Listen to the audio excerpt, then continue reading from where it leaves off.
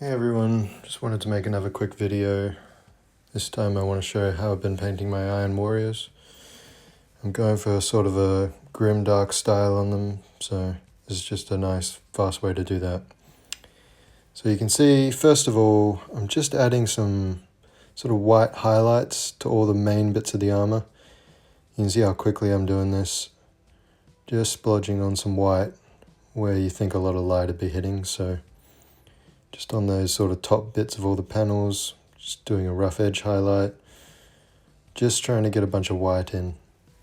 Because for the next step I'm going to be base coating with sort of iron, so we want these white bits to show a little bit brighter when we put that metal color on.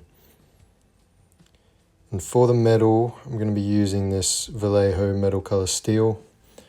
I think this is pretty easily the best metal paint you can get, so I highly recommend it, but if you don't have it, just use slightly watered down lead belcher. And I'm just going to be base coating it with that. Alright, so now the base coat's on, I'm going to be painting some of the trims. I'm just going to be adding a bit of gold to that same metal color. I'm not adding much, but you can mix it to how you want.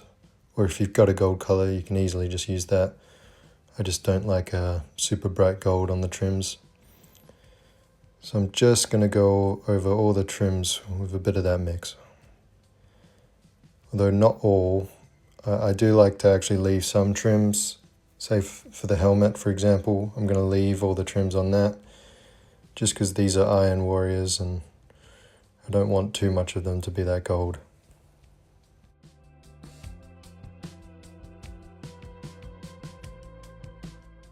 Cool, so onto the main way I'm going to be achieving the sort of Grimdark effect.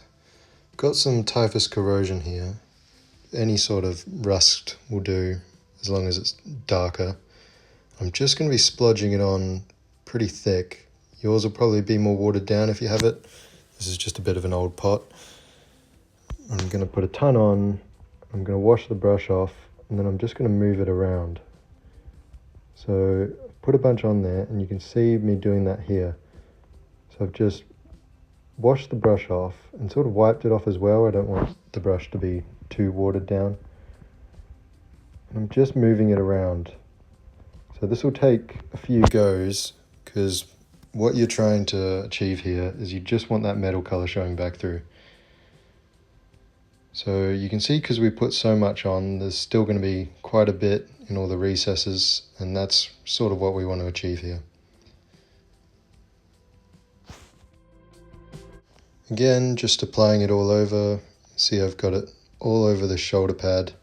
Wash the brush off, and then move it around just so we can get quite a bit of metal showing back on whatever plate you're doing. Now, sometimes a bit of the paint can come off. This normally only happens on the shoulder plates. You can see a bit came off there just because I didn't put too much of that metal color on. But that's fine, because that's where I'm going to be painting the hazard stripes, which in hindsight I should have left black. So next step will be painting that black again. And I'm just moving that rust around.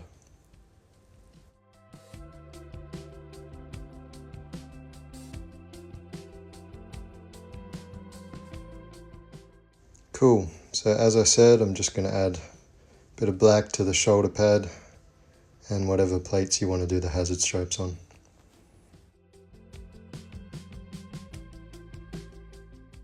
Alright, so now what I want to do is I'm going to grab a lighter steel color. So I've got this Runefang steel here. If you don't have a lighter color, you can add a bit of white to some steel color, but don't add too much. So I'm just getting that Runefang steel. I'm just going to add some highlights to the armor. So we're going to be adding a wash in the next step, so we'll fade this out so it won't look too bad when you put a lighter steel color over rusted metal. It sort of stands out. So again, just going around highlighting all the main bits of armor.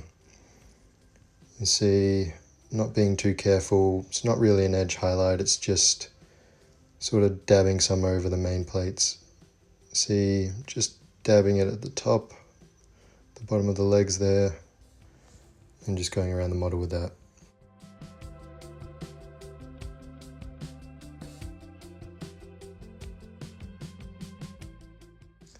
Cool, so I'm gonna tie the metal color all together now, just with some Agrax shade.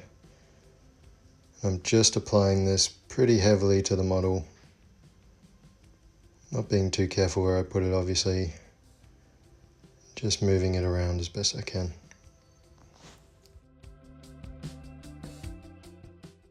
Alright, now onto the hazard stripes. I'm using this Avalon Sunset. Now I'm not going to be using tape or anything, but I'll show you how I do it. So what I like to do is I just like adding thin stripes. So you can see I'm going to go down and I'm just sort of guessing where the middle of the stripes would be. So I'm trying to maintain a uniform distance between each one, but I sort of want to put this thin stripe where I think the middle of it would be.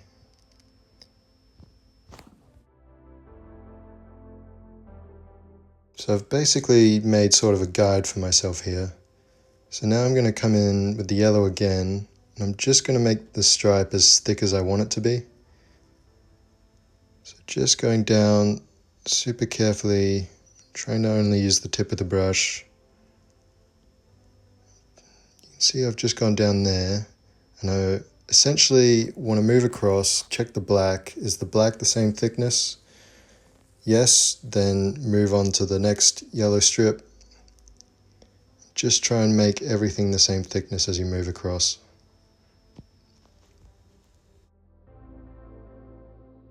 Alright, you can see both those yellow strips are about the same thickness, but I've just guessed where that last one is wrong. So I'm just going to add some yellow to the back of it. I'm going to add an extra bit of yellow because we're going to come back to that black on the left and just thicken it up. Just adding a bit more yellow to the other stripes as well. Just want it to be pretty bright. Now you can see I come in with the black afterwards because I sort of used the black to tidy everything up. Start with the yellow and then, essentially use the black to patch up all my mistakes. So I'm just going down with the black, just trying to make it the same thickness as the yellow. Now we can easily fix that back stripe where I guessed the thickness wrong. I can just come down with some black, just tidy it all up, try and make them the same. Great, so I'm just going to dirty up those hazard stripes a bit, just doing the same sort of technique with the typhus corrosion, although a little bit less. I don't want to make it too dirty, just want to sort of blend it into the plates.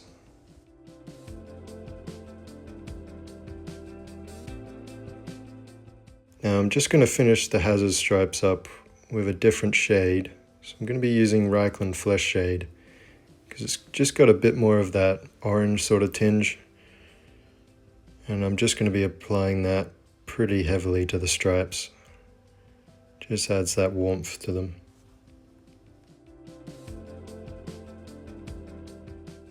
Alright, final couple of highlights now. I've just got that original sort of goldish mix I had at the start.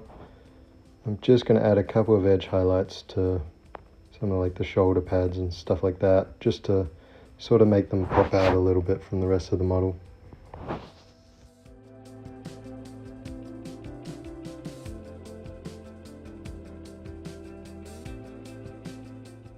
And there you have it. So I've sort of off-screened the eyes and the plasma gun here, but you can see it's all sort of come together. Got our little Grimdark Iron Warrior. Now I don't think this method's too hard, but it sort of is a nice way to batch paint a bunch of Iron Warriors that look pretty good on a tabletop. There you have it. So I'm going to be uploading a lot more now, so if you want to subscribe and see videos like this, that'd really help. And I'll see you guys later.